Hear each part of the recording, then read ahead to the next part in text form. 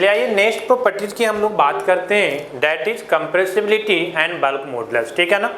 अभी तक हम लोग जो बात कर चुके हैं that is density, specific volume and specific weight and specific gravity, है ना। ये 4 पॉइंट हम लोग डिस्कस किए हैं। आइए नेक्स्ट प्रॉपर्टीज की हम लोग बात करते हैं, that is very very important and non is compressibility and bulk modulus. Actually compressibility और बल्क मॉडुलस को हम लोग एक साथ डिस्कस करते हैं, इसलिए कि जो बल्क मॉडुलस होता है that is the reciprocal of compressibility. समझ रहे हैं ना। तो अब यहाँ पे हम लोग को अलग अलग डिस्कस करने से, टाइम वेस्ट करने से कोई फायदा नहीं है। हम लोग क्या करेंगे कि दोनों को एक साथ कर लेंगे। क्यों? क्योंकि दोनों एक दूसरे का रेसिप्रोकल होता है। तो एक को हम लोग डिराइव करेंगे, एक के लिए रिलेशंस, और दूसरे के लिए उसको क्या कर देंगे, रेसिप्रोकल कर देंगे, इन्वर्स कर देंगे। ठीक है ना। तो यहाँ से हम लोग को दोनों इजीली डिस्कस हो जाता है। चलिए आइए हम लोग बात करते हैं, दैट इज कंप्रेसिबिलिटी, जिसको हम लोग बीटा से डिनोट करते हैं। कंप्रेसिबिलिटी को बीटा से डिनोट करते हैं एंड बल्क मॉडुलस, जिसको हम लोग के से डिनोट करते हैं। ठीक है ना।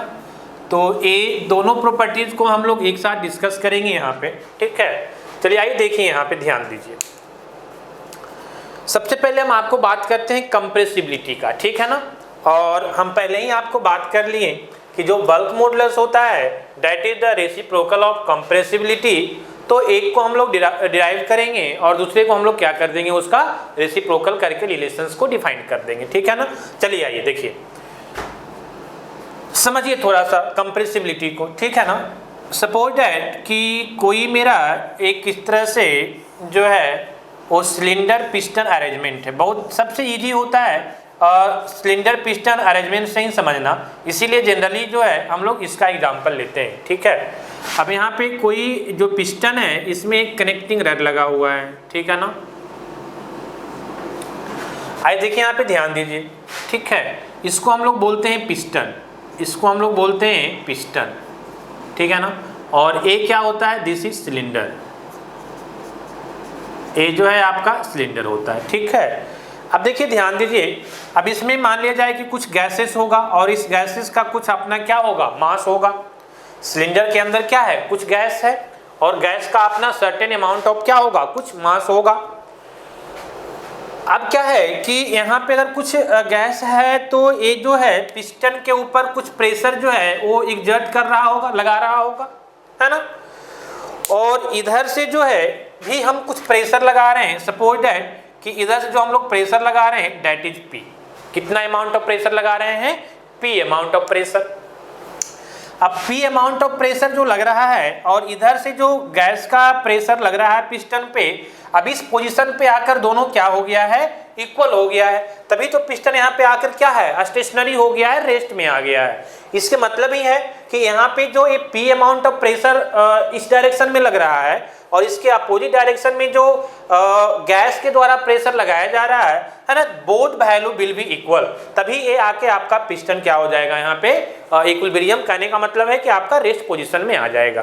तो अभी का जो कंडीशन है कुछ ऐसा ही है कि ये दोनों प्रेशर जो है आपका सेम है। ठीक है ना। तो ये वैल्यू अभी आपको यहाँ पे आकर के क्या है, इक्विलिब्रियम में है। अब हम लोग क्या कर रहे हैं समझिए। ठीक है ना। अब यहाँ पे कुछ प्रेशर का मैग्नीट्यूड को हम लोग बढ़ा रहे हैं। सपोज दैट कि यहाँ पे हम लोग कुछ डीपी अमाउंट ऑफ प्रेशर को ऐड कर दिए। ठीक है ना। तो जैसे ही अभी तो दोनों साइड इक्वल था प्रेशर, अब जैसे ही डीपी अमाउंट ऑफ प्रेशर हम लोग ऐड किए, अभी पिस्टन क्या करेगा, मूव करेगा। ठीक है ना। इनिशियल मूव करने के पहले मान लिया जाए कि जो मेरा सिलेंडर है इसका कुछ वॉल्यूम है भी। बात समझ में आ रही है, हम क्या बोलना चाह रहे हैं, फिर से समझिए। हम ये बोलना चाह रहे हैं कि डीपी प्रेशर एग्जर्ट यहाँ पे इंक्रीज करने के पहले, जब ये दोनों यहाँ पे जो पिस्टन मेरा रेस्ट कंडीशन में था उसमें जो सिलेंडर का वॉल्यूम, टोटल वॉल्यूम जो था वो हम कितना मान रहे हैं, दैट इज भी। अब जब हम डीपी अमाउंट ऑफ प्रेशर यहाँ पे इंक्रीज कर दिए, ऐड कर दिए, तो अभी मेरा जो पिस्टन है वो क्या करेगा, तो इस फॉरवर्ड लेफ्ट डायरेक्शन में क्या कर जाएगा, मूव कर जाएगा। सपोज दैट कि ये पिस्टन मूव करके कुछ यहाँ पे आ गया। ठीक है ना। अब ये पिस्टन जो है मूव करके आपको यहाँ पे आ गया, ठीक है ना। जब ये पिस्टन मूव करके यहाँ पे आ गया तो इसका वॉल्यूम क्या हो गया, चेंज हो गया ना। ये जो आपका इनिशियल वॉल्यूम dv था, ये वॉल्यूम चेंज हो गया। तो ये जो आपका वॉल्यूम है ये dv सपोज है कि dv अमाउंट से क्या हो गया, चेंज हो गया, ठीक है ना। और यहाँ पे जो हम गैसेस ले रहे हैं एक कैसा गैसेस है, दिस इज कंप्रेसिबल गैस, तभी तो ये कंप्रेस होगा। बात समझ में आ रही है, हम क्या बोलना चाह रहे हैं कि यहाँ पे जो इसके अंदर जो गैस है वो कैसा है, कंप्रेसिबल है। जो भी फ्लूइड है ना, अगर हम कोई गैस ले रहे हैं तो ऑब्वियस सी बात है गैस कैसा होता है, कंप्रेसिबल फ्लूइड होता है। तो ये आपका जो है कंप्रेसिबल फ्लूइड है, तो ये आपका कंप्रेस हो गया। अब कंप्रेस हुआ तो जो सिलेंडर का वॉल्यूम था वो क्या किया, डिक्रीज कर गया, है ना। तो ये जो आपका डिक्रीज किया किस अमाउंट से, dv अमाउंट से वॉल्यूम डिक्रीज कर गया।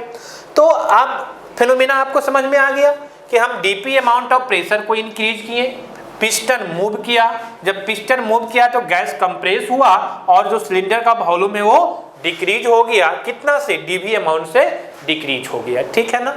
अब आइए देखिए यहाँ पे समझिए, अब यहाँ से ही हमको डिफाइन होता है कंप्रेसिबिलिटी मीन्स क्या, एबिलिटी टू कंप्रेस। इसको कंप्रेस होने का कितना एबिलिटी है वो हम यहाँ से एक रिलेशन डिफाइन करते हैं, ठीक है ना। तो ये जो कंप्रेसिबिलिटी डिफाइंड होता है beta is equal to this is है ना, कितना वॉल्यूम चेंज हुआ, dv, है ना। तो ये dv अपॉन टोटल वॉल्यूम कितना था, v, क्लियर है। अब ये dv जो वॉल्यूम चेंज हुआ तो कंप्रेस हो रहा है, हम बार बार बोल रहे हैं डिक्रीज, चेंज होने का मतलब दोनों कॉन्सेप्ट हो सकता है कि वैल्यू इंक्रीज भी कर सकता है, वैल्यू इंक्रीज भी कर सकता है, वैल्यू डिक्रीज भी कर सकता है, दोनों को हम लोग चेंज बोलते हैं। लेकिन यहाँ पे क्या हो रहा है, जो वॉल्यूम आपका है वो डिक्रीज कर रहा है, क्योंकि कंप्रेशन हो रहा है, प्रेशर बढ़ाए हैं, कंप्रेशन हो रहा है, वॉल्यूम डिक्रीज कर रहा है। तो जब वॉल्यूम डिक्रीज कर रहा है तो उस केस में जो dv का वैल्यू आएगा, dv का मतलब क्या, हम लोग जनरली लिखते हैं कि final minus initial, volume final और वॉल्यूम इनिशियल। तो फाइनल वॉल्यूम तो डिक्रीज कर गया ना, तो ए वैल्यू जो है ये आपका लेस वैल्यू आएगा और इनिशियल वैल्यू ही ज्यादा था। तो less minus greater, small minus greater आपको क्या देगा, निगेटिव साइन देगा, ठीक है ना। तो यहाँ पे जो dv का वैल्यू आएगा वो क्या आएगा, ये आपका निगेटिव आएगा, है ना। तो यहाँ पे आपको क्या लगाएंगे, निगेटिव आएंगे, ठीक है ना। तो ए हो गया change in volume per unit volume, है ना। अब ये जो चेंज हुआ था वॉल्यूम वो किस कारण से हुआ था, तो dp प्रेशर बढ़ाने के कारण से हुआ था, अपॉन क्या, dp। और इसी रिलेशन को हम लोग बोलते हैं क्या, कंप्रेसिबिलिटी, क्लियर है ना। तो कहने का मतलब है कि कंप्रेसिबिलिटी को हम लोग डिफाइन कर दिए, किस तरह डिफाइन किए, अगर आप इसको फिजिकल सिग्निफिकेंट आप समझना चाहें तो आप ऐसे बोल सकते हैं कि change in volume per unit volume upon change in pressure, ठीक है ना।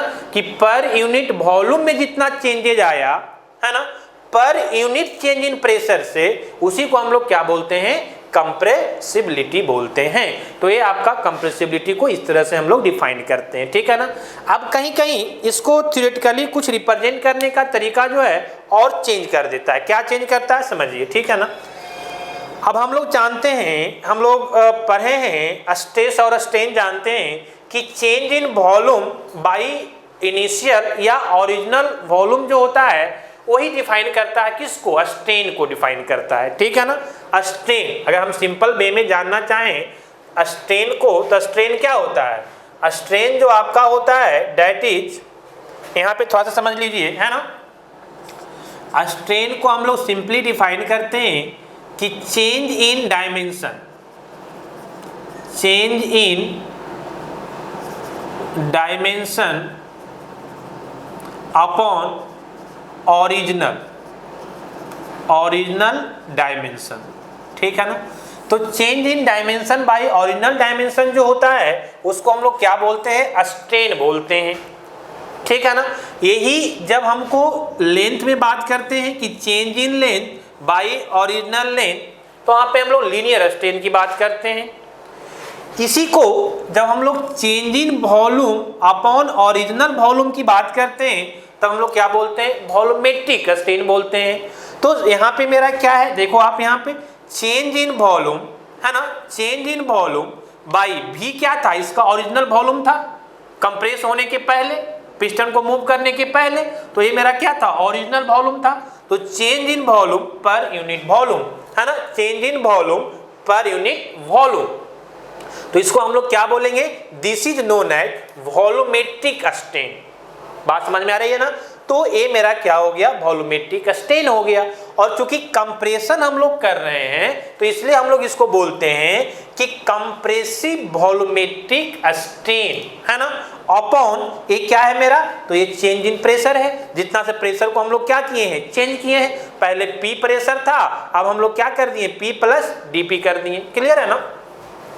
तो कहने का मतलब ये हुआ कि अब हम इसको दूसरे फॉर्म में रिप्रेजेंट कर सकते हैं, थ्योरेटिकल फॉर्म में कुछ इस तरह से। समझिए कैसे, कि बीटा इज इक्वल टू, है ना, beta means compressibility, compressibility is equal to क्या बोलेंगे, तो कंप्रेसिव वॉल्यूमेट्रिक स्ट्रेन। कंप्रेसिव क्यों, क्योंकि यहाँ पे क्या हो रहा है, वॉल्यूम डिक्रीज कर रहा है, मतलब कंप्रेशन हो रहा है, तो इसलिए हम बोलेंगे क्या, कंप्रेसिव वॉल्यूमेट्रिक स्ट्रेन।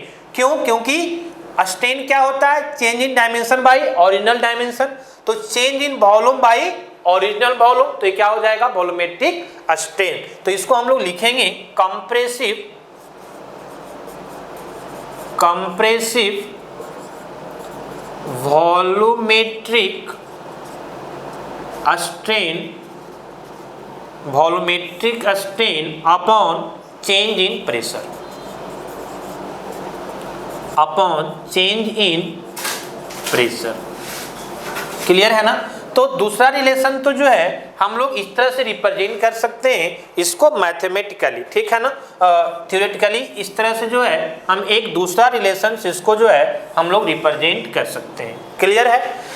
एक तरह से और इसको रिप्रेजेंट करते हैं, जनरली आप पढ़ेंगे बुक में चाहे कहीं भी, तो एक और तरह से इसको रिप्रेजेंट किया हुआ आपको दिखेगा, है ना, और वो कुछ इस तरह से रिप्रेजेंट करता है। समझिए किस तरह से, वो आपका कुछ इस तरह से रिप्रेजेंट करता है कि एक कंप्रेसिव वॉल्यूमेट्रिक स्ट्रेन तो सेम ही रहेगा, वो चेंज इन प्रेशर जो है उसको कभी कहीं नॉर्मल स्ट्रेस के फॉर्म में रिप्रेजेंट करता है, ठीक है ना। तो ये चेंज इन प्रेशर जो है वो नॉर्मल स्ट्रेस में क्यों बोला जाता है, इसको आप थोड़ा सा समझो, है ना, नहीं तो क्या होगा, कंफ्यूजन होगा। बुक में लिखा रहेगा कि चेंज इन प्रेशर, फिर दूसरे टर्म में लिखा रहेगा, या फिर दूसरे बुक में जाओगे तो लिखा रहेगा नॉर्मल स्ट्रेस, तो अब आप कंफ्यूजन होगे कि आखिर क्या होगा, चेंज इन प्रेशर होगा कि नॉर्मल स्ट्रेस होगा, जबकि दोनों होगा। क्यों होगा वो हम यहाँ पे समझते हैं, ठीक है ना। आइए हम बात कर रहे हैं कि सपोज दैट, है ना, कि एक पिस्टन है, ठीक है ना, सपोज दैट कि एक पिस्टन पे हम लोग डीपी प्रेशर लगाएं, तो अब एक प्रेशर क्या किया, इस पे एग्जर्ट किया।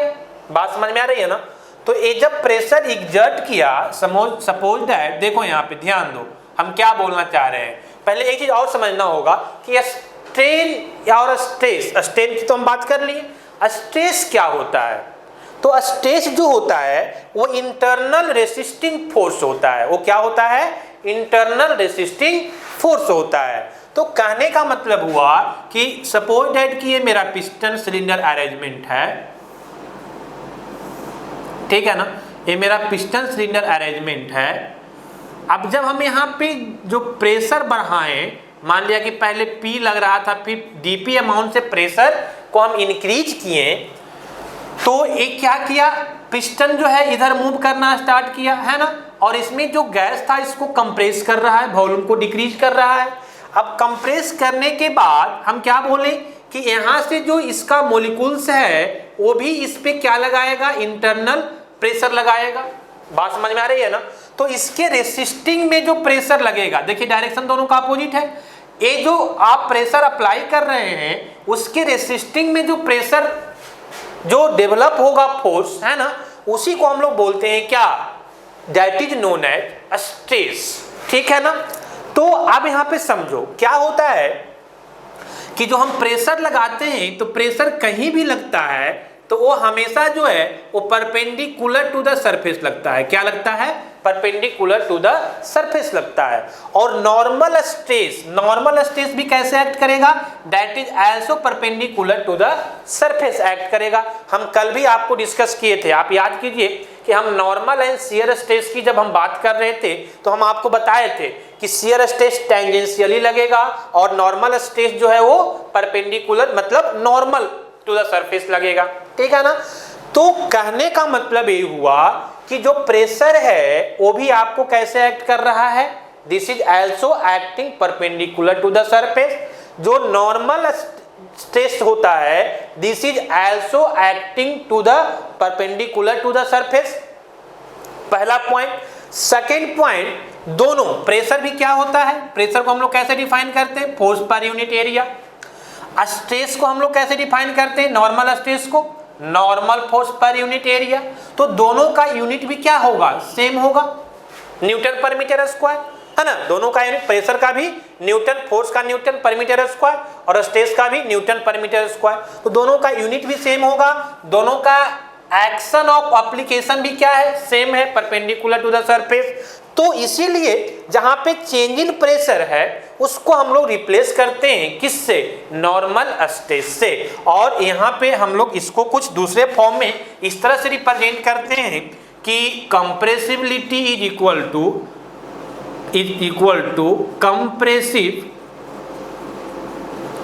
Compressive volumetric strain, compressive volumetric strain upon normal stress. This is also a representation of compressibility. इस तरह से भी हम कंप्रेसिबिलिटी को क्या करते हैं, रिप्रेजेंट करते हैं। तो कहने का मतलब मेरा क्या हुआ कि हम तीन तरह से रिप्रेजेंट कर सकते हैं। पहला this one minus dv upon v upon dp, है ना। इसको माइनस को आप इसके साथ नहीं रखोगे, क्यों, क्योंकि प्रेशर डिक्रीज नहीं कर रहा। कौन डिक्रीज कर रहा है, वॉल्यूम डिक्रीज कर रहा है। दूसरा हम लोग इस तरह से रिप्रेजेंट कर सकते हैं कि इसी को हम लोग बोल सकते हैं थ्योरेटिकली लैंग्वेज में कंप्रेसिव वॉल्यूमेट्रिक स्ट्रेन। अब बोलोगे सर नेगेटिव साइन नहीं बोल रहे हैं, क्यों बोलेंगे, ये कंप्रेशन के कारण ही तो नेगेटिव साइन आता है, तो यहाँ पे हम कंप्रेसिव इसीलिए तो बोल रहे हैं, ठीक है ना। तो compressive volumetric strain upon change in pressure. और तीसरा representation that is compressive volumetric strain upon normal stress, means change in pressure को हम लोग नॉर्मल स्ट्रेस से रिप्लेस कर सकते हैं। क्यों कर सकते हैं हम आपको डिस्कस कर लेंगे, है ना। तो ये दो पॉइंट था। चलिए आइए, तो ये हम आपको कंप्रेसिबिलिटी के बारे में बात कर रहे थे। दूसरा इसी में हम लोग देखेंगे क्या, वर्क मॉडुलस। तो सबसे पहले तो आप ए पॉइंट जाने कि जो वर्क मॉडुलस होता है। अब हम आपको वर्क मॉडुलस के बारे में बात कर रहे हैं, वर्क मॉडुलस के बारे में बात कर रहे हैं, दैट इज के, है ना। तो सबसे पहला पॉइंट हम ये जाने कि वर्क मॉडुलस इज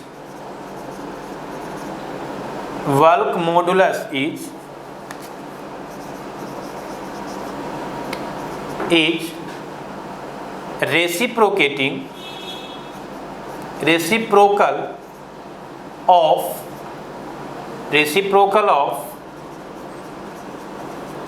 कंप्रेसिबिलिटी, है ना।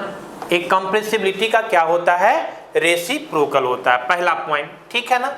अब रेसिप्रोकल होता है मतलब इसके उल्टा हो जाएगा, तो हम यहाँ पे लिख सकते हैं, क्या लिख सकते हैं, देखो यहाँ पे ये तीनों रिलेशंस को क्या कर देंगे, उल्टा कर देंगे। तो हमको किसको दे देगा, बल्क मॉडुलस का दे देगा, है ना। तो ये सारे को आप क्या कर दो, रेसिप्रोकल कर दो, है ना, रिवर्स कर दो। तो यहाँ पे beta is equal to minus dv upon v upon dp। जब इसी को हम लोग वर्क मॉडुलस में लिखेंगे तो क्या लिखेंगे, k is equal to dp upon minus dv upon क्या, v, ठीक है ना। तो पहला रिलेशन कुछ इस तरह से हम लोग डिफाइन कर सकते हैं, फर्स्ट वन। सेकेंड रिलेशन किस तरह से डिफाइन करेंगे, तो इसको आप रेसिप्रोकल कर दो, रिवर्स, क्या हो जाएगा, change in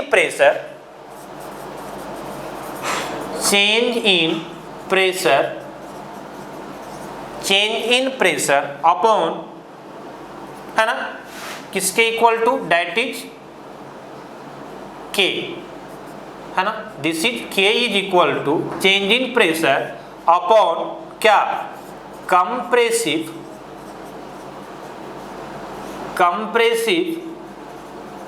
volumetric strain. Clear है ना? This is our second representation, है ना। और थर्ड आप इसको भी लिख सकते हो, थर्ड पॉइंट इसको भी लिख सकते हो कि K इज इक्वल टू क्या लिख सकते हैं, ए नॉर्मल स्ट्रेस पहले हो जाएगा, तो दिस इज नॉर्मल स्ट्रेस। ध्यान दीजिएगा यहाँ पे स्ट्रेन होता है और यहाँ पे क्या होता है, स्ट्रेस होता है। कभी कभी लोग इसमें भी कंफ्यूज कर जाते हैं।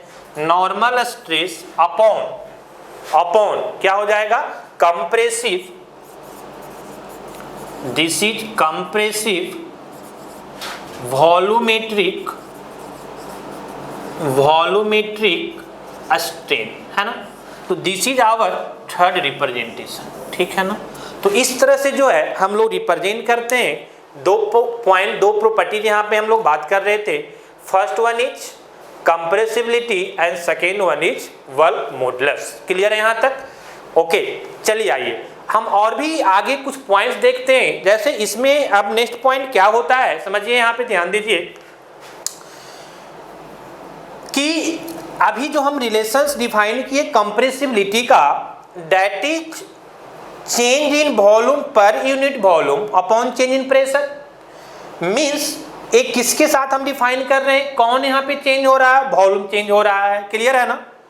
और हम आपको बताए थे, है ना, जब हम आपको डेंसिटी पढ़ा रहे थे तो याद कीजिए कि जब हम एक प्रॉपर्टी, इसीलिए हम डेंसिटी भी आपको डिस्कस किए थे, क्योंकि कोई भी बच्चा ये ना बोले कि सर वो टर्म कहाँ से आ गया।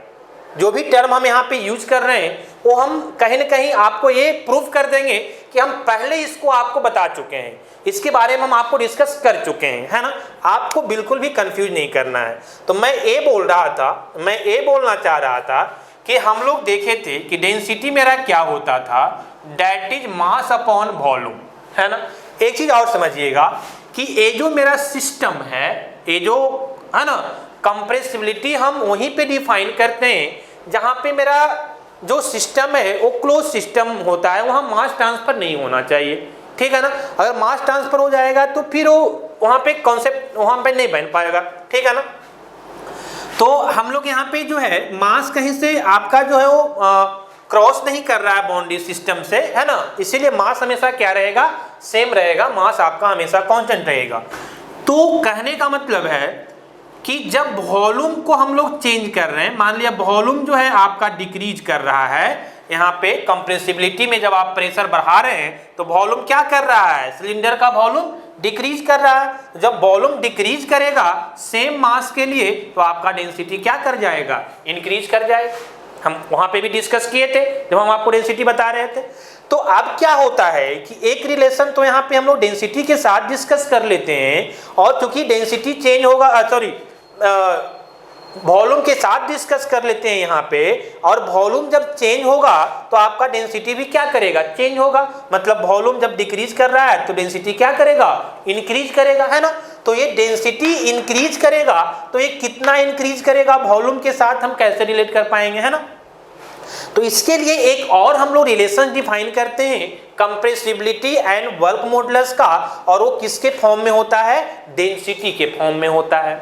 बात समझ में आ रही है ना। तो हम आगे देखेंगे कि जिस तरह वॉल्यूम के फॉर्म में ये रिलेशंस होता है कंप्रेसिबिलिटी का और वर्क मॉडुलस का, उसी तरह मेरा जो है वो डेंसिटी के फॉर्म में किस तरह से रिलेशन डिफाइंड होता है। तो आइए हम लोग देखते हैं, है ना, कि compressibility and work modulus in terms of density.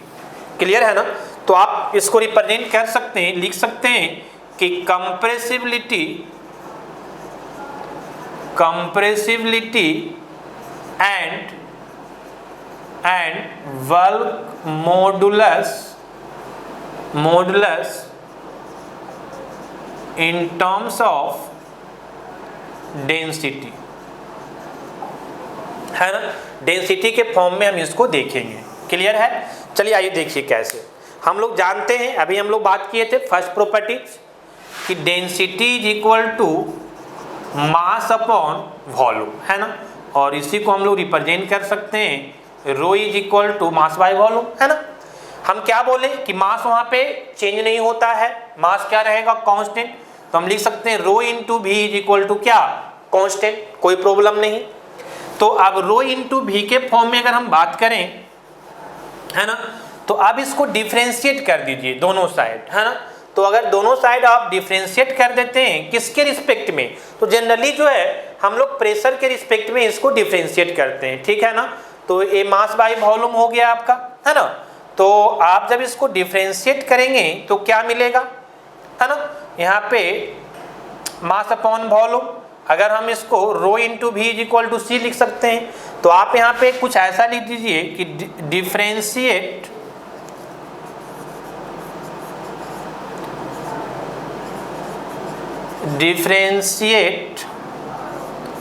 Both side, दोनों साइड करेंगे तो क्या मिलेगा, है ना। तो एक तो आपका ये कांस्टेंट मिल जाएगा, तो rho into dv upon dp, है ना। dp के साथ कर रहे हैं और आपको डिफरेंशिएशन पता है कि आप दो इसको लिखने की जरूरत नहीं होता है, क्यों, क्योंकि दोनों साइड आप लिखिएगा तो फाइनली वो क्या हो जाएगा, कैंसिल हो जाएगा। या फिर यहाँ पे जीरो कीजिएगा तो फिर से कॉमन लेके जीरो से मल्टीप्लाई कीजिएगा, क्या आ जाएगा, जीरो आ जाएगा। तो ये टर्म को लिखने की जरूरत नहीं है ना। सिंपली हम लोग क्या लिखते हैं, पहला का कांस्टेंट, दूसरे का डिफरेंशिएशन, फिर प्लस दूसरे कांस्टेंट और इनटू पहले का डिफरेंशिएशन। तो D of rho upon dp हम किसके साथ कर रहे हैं, p के साथ कर रहे हैं, है ना। तो ये भी p लिखने की जरूरत नहीं होगा, समझ में आ रहा है ना। या फिर आप p लिख करके फिर जीरो से मल्टीप्लाई करके जीरो कर सकते हो, उतना तो आप कर सकते हो। और कांस्टेंट का डिफरेंशिएशन कितना, जीरो, क्लियर है ना। तो अब जब हम इसको डिफरेंशिएट कर दिए तो हमको क्या मिलेगा, ये प्लस है, अगर इस साइड हम लाएंगे तो माइनस हो जाएगा ना। तो rho into dv is equal to minus v into d rho, v into d rho लिख सकते हैं। नाउ अब हम क्या करेंगे, थोड़ा सा समझिए हम क्या करने जा रहे हैं, ठीक है ना। इसके पहले जो है हम बल्क मॉडुलस का रिलेशंस क्या लिखे थे, देखो यहाँ पे ध्यान दो थोड़ा सा। जो बल्क मॉडुलस हम निकाले थे that is minus dv upon v upon dp, यही मेरा रिलेशंस आया था, क्लियर है ना। तो अब इस रिलेशंस को जो है थोड़ा सा हम क्या कर रहे हैं कि ये तो वॉल्यूम के फॉर्म में है ना, अब इसी वॉल्यूम को हमको किसके फॉर्म में लाना है, डेंसिटी के फॉर्म में लाना है। तो ये माइनस डी बाई भी को हम लोग रिप्लेस करेंगे और किसके फॉर्म में लाएंगे, डेंसिटी के फॉर्म में लाएंगे, ठीक है ना। तो कैसे आएगा, तो माइनस डी भी अपॉन भी, यही है ना। तो ये डी भी है, ये भी है, और माइनस को हम इधर ले आएंगे तो क्या मिलेगा, मिलेगा हमको डी भी अपॉन भी इज इक्वल टू, ये इधर आ जाएगा ना, तो ये आपको मिल जाएगा डी रो अपॉन रो। तो ये हमको रिप्लेस कर सकते हैं कि माइनस डी भी बाई भी जहाँ पे है वहाँ पे आप क्या लिख सकते हो, डी रो बाई रो लिख सकते हो। और हमको चूंकि डेंसिटी के टर्म्स में लाना था, हमको डेंसिटी के टर्म्स में आ जाएगा। तो फाइनली हम यहाँ से लिख सकते हैं, फाइनली हम यहाँ से ये लिख सकते हैं, ध्यान दीजिएगा, यहाँ से हम लोग क्या लिख सकते हैं, यहाँ से हम लोग फाइनली ये लिख सकते हैं कि जो मेरा बीटा का वैल्यू आएगा, ये रिलेशंस तो आ गया, तो हमको किसको डिफाइन करना है, कंप्रेसिबिलिटी एंड वर्क मॉडुलस को ही डिफाइन करना है, किसके टर्म में, डेंसिटी के टर्म में। तो हम यहाँ से बोल सकते हैं कि चूंकि बीटा इज इक्वल टू, है ना, हम लोग जानते हैं कि since compressibility is equal to minus D V upon V, minus D V upon V minus D V upon V upon D P, है ना, ये वैल्यू होता है। अब डी वी अपॉन भी के जगह पे डी रो अपॉन रो हम लिख सकते हैं, तो ये हो जाएगा आपका beta is equal to D rho upon rho, this is D rho upon rho upon कितना, डी पी। इसको दूसरे फॉर्म में आप कुछ ऐसे भी लिख सकते हो, ठीक है ना, कि this will equal to D rho upon A rho into D P, clear है। तो ये आपका जो है कंप्रेसिबिलिटी आ गया in the form of density, है ना, डेंसिटी के फॉर्म में। देखिए यहाँ पे ये डेंसिटी है, आपका जो वॉल्यूम था पहला रिलेशंस में वो रिप्लेस हो गया किससे, डेंसिटी से। सेकेंड, इसी के हमको दोनों निकालना है, कंप्रेसिबिलिटी भी एंड वर्क मॉडुलस भी। तो वर्क मॉडुलस कितना हो जाएगा, तो आप रेसिप्रोकल कर दीजिए, तो K is equal to 1 by beta compressibility and that is equal to rho into D P upon कितना, डी रो। तो यहाँ से एक रिलेशन से भी आ गया, K is equal to rho into D P upon D rho. This is our second relation, ठीक है ना। सिमिलरली जिस तरह से हम लोग सेकेंड रिलेशंस निकालें, उसी तरह से जो है एक दो रिलेशंस और आपको डिफाइन करना होता है। जैसे कभी कभी एक तो आपको पूछ देता है कि कांस्टेंट टेम्परेचर, कांस्टेंट टेम्परेचर का मतलब है कि आइसोथर्मल के केस में, है ना। तो कभी कभी जो है आइसोथर्मल फॉर आइसोथर्मल, आइसोथर्मल का मतलब होता है टेम्परेचर कांस्टेंट, आप पढ़े होंगे है ना थर्मोडायनामिक्स में। तो आइसोथर्मल के केस में भी आपको कभी कभी जो है वो डिफाइन करने के लिए बोल देता है कंप्रेसिबिलिटी एंड बल्क मॉडुलस का। तो हम नेक्स्ट पॉइंट आपको बात कर रहे हैं फॉर आइसोथर्मल। और आइसोथर्मल में हम लोग जानते हैं कि टेम्परेचर क्या होता है, कांस्टेंट होता है, ठीक है ना। तो आइडियल गैस इक्वेशंस भी हम लोग जानते हैं क्या होता है, देखो यहाँ पे ध्यान दो। तो ideal gas equation PV is equal to MRT हम लोग पढ़े हैं, बात समझ में आ रही है। अब PV is equal to MRT में M तो हम पहले ही बात कर लिए कि मेरा कांस्टेंट रहेगा, R क्या होता है, आइडियल गैस कांस्टेंट होता है, ठीक है ना, जिसको हम लोग 0.287 किलो जूल पर केजी केल्विन इसका वैल्यू भी पुट करते हैं। और K क्या है, तो फॉर आइसोथर्मल के लिए आपका T का वैल्यू क्या है, कांस्टेंट है। तो M भी कांस्टेंट हो गया, R भी कांस्टेंट हो गया, T भी कांस्टेंट हो गया, मींस एक टोटल वैल्यू क्या आ गया आपका, एक कांस्टेंट वैल्यू दे देगा, ठीक है ना। तो यहां से इसको हम लोग लिख सकते हैं कि PV is equal to constant, बात समझ में आ रही है। अब देखो यहाँ पे सेम कॉन्सेप्ट, यहाँ पे रो इंटू भी इज इक्वल टू कांस्टेंट लाए थे, यहाँ पे PV इज इक्वल टू क्या आ गया, कांस्टेंट आ गया। यहाँ भी हम लोग क्या किए थे, डिफरेंशिएट बोथ साइड किए थे, यहाँ भी क्या कर देंगे, डिफरेंशिएट बोथ साइड कर देंगे। एक चीज और समझो, अब क्या है कि इस तरह का जो रिलेशंस होता है ना, उसको निकालने के और भी कोई दूसरा तरीका भी होता है, आई नो, बट हम आपको ये कोशिश कर रहे हैं कि जो भी रिलेशंस निकालें वो सारे एक ही पैटर्न पे निकालें, है ना। अब यहाँ पे कुछ और पैटर्न को हम, रिजल्ट तो सेम ही आएगा। अब इसके लिए हम मानिए ठीक है इस पैटर्न को यूज किए इज इक्वल टू कांस्टेंट करके। अब यहाँ पे हम दूसरे पैटर्न से निकाल दें, तीसरा एडियाबेटिक के लिए हम जाएंगे तो हम तीसरे पैटर्न से निकाल दें। तो अब क्या है कि आप उतना क्लियर नहीं हो पाएगा, हमेशा कंफ्यूज रहोगे कि कभी ए कहाँ पे यूज करें, वो कहाँ पे यूज करें। हम आपको क्या कर रहे हैं कि एक ही पैटर्न में हम तीनों रिलेशंस को डिफाइन करेंगे, ठीक है ना। पहला ए हो गया, दूसरा आइसोथर्मल के लिए, और तीसरा हम आपको बात करेंगे आइडियाबेटिक के लिए, ठीक है ना। तो हम कोशिश करेंगे कि ये तीनों रिलेशन जो है वो एक ही फॉर्मेट में, मतलब क्या कि हम लोग राइट साइड को कांस्टेंट लाएंगे फिर डिफरेंशिएट कर देंगे। तो यहाँ भी राइट साइड को कांस्टेंट लाएं फिर डिफरेंशिएट कर देंगे, यहाँ भी राइट साइड को कांस्टेंट लाएं क्या कर देंगे, डिफरेंशिएट कर देंगे। तो आप लिख सकते हैं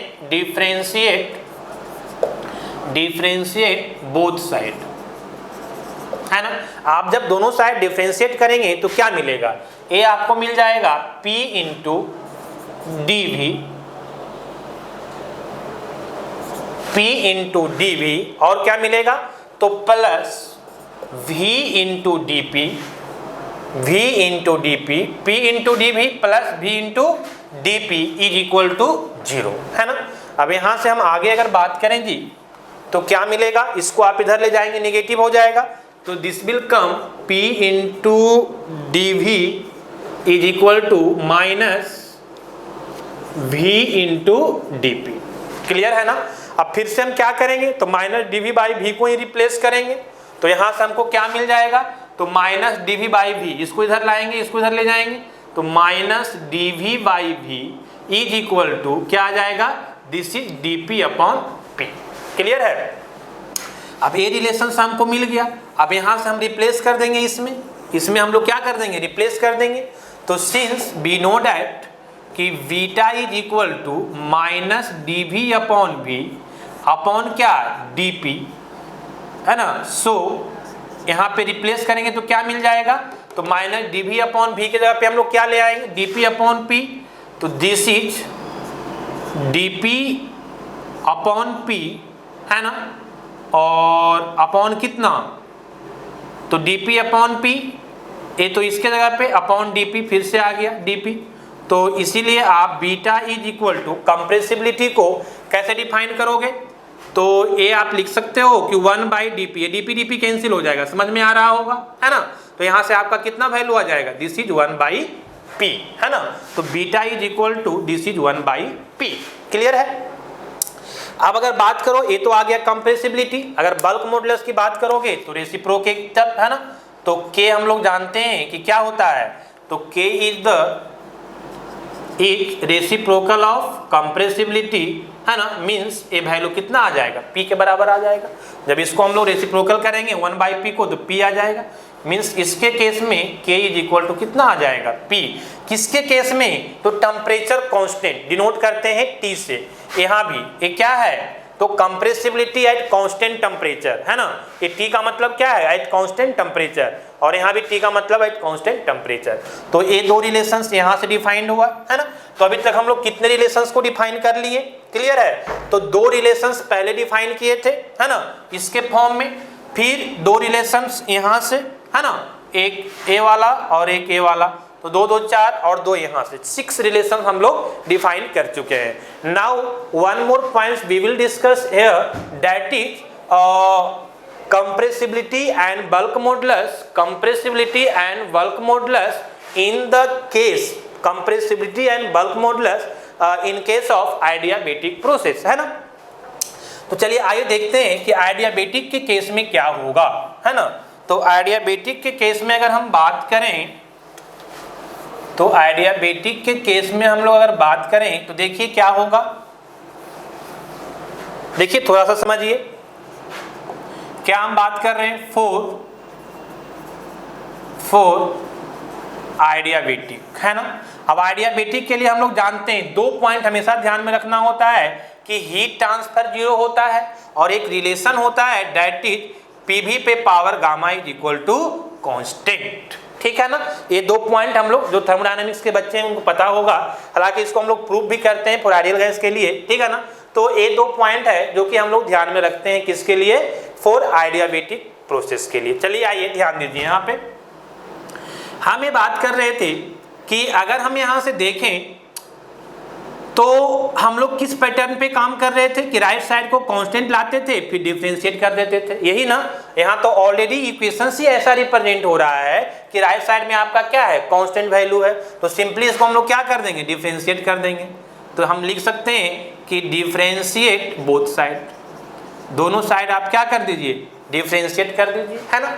तो क्या आ जाएगा, तो पहला तो कांस्टेंट, इसको हम लोग डिफरेंशिएट करेंगे तो x के पावर n के फॉर्म में है, तो क्या आएगा, तो ये आपका आ जाएगा nx, ठीक है ना। तो गामा और x की जगह पे भी और n-1 मतलब गामा -1, क्लियर है ना। x पे पावर n के फॉर्म में हम लोग डिफरेंशिएट कर देंगे और प्लस इसको हम लोग नेक्स्ट पॉइंट क्या हो जाएगा, तो ये कांस्टेंट के फॉर्म में आ जाएगा, तो v पे पावर गामा और इनटू इसको हम लोग डिफरेंशिएट करेंगे तो ये कितना आ जाएगा, दिस इज, एक पॉइंट और होगा, है ना। क्यों, क्योंकि हम लोग p के रिस्पेक्ट में कर रहे हैं ना डिफरेंशिएट, तो यहाँ अगर x के रिस्पेक्ट में करते तो v के रिस्पेक्ट में करते तो इतना ही होता, लेकिन हम लोग क्या कर रहे हैं, इसको p के रिस्पेक्ट में कर रहे हैं, क्योंकि प्रेशर चेंज होने के कारण ही ना चेंज होती है वॉल्यूमेट्रिक डिफाइन होती है कंप्रेसिबिलिटी। तो हम लोग जब P के फॉर्म में कर रहे हैं तो यहाँ पे V है, तो यहाँ पे एक टर्म और आएगा, क्या, दैट इज dV/dP। क्लियर है, आई थिंक डिफरेंशिएशन आपको क्लियर होगा, ठीक है ना। आइए प्लस यहाँ पे क्या हो जाएगा, तो दिस इज V पे पावर गामा इनटू dP को, P को आप dP के साथ करोगे तो 1 आएगा, तो this is 1 is equal to constant का कितना, 0। क्लियर है, आई थिंक क्लियर होना चाहिए। आइए देखिए यहाँ पे फिर से अगर हम प्लस को इधर आएंगे तो नेगेटिव मिलेगा, तो ये क्या हो जाएगा, P into this is gamma, this is V पे power gamma -1 and is equal into this is into dV/dP is equal to -V पे पावर कितना, गामा, ये पॉजिटिव इधर आके नेगेटिव हो जाएगा। अब देखो यहाँ पे ये मल्टीप्लाई कर दो इसको, तो क्या मिलेगा, P into gamma into V पे पावर गामा -1 इंटू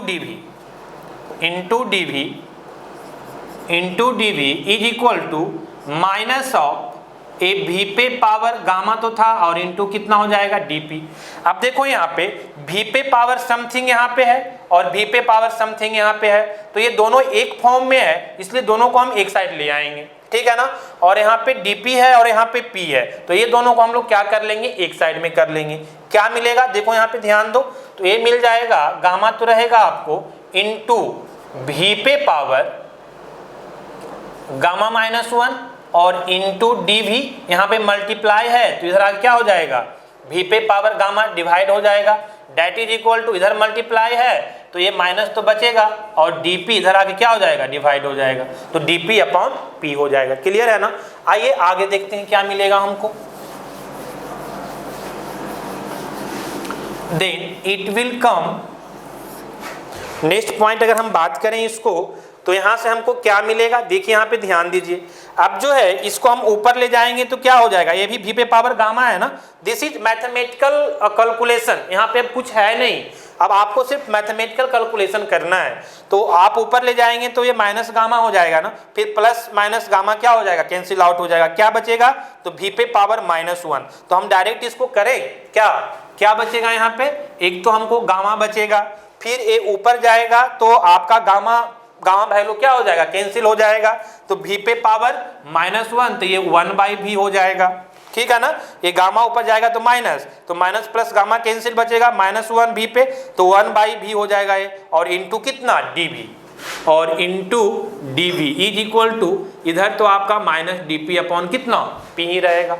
नेक्स्ट अगर हम बात करें तो कितना आएगा, देखो यहाँ पे ध्यान दो।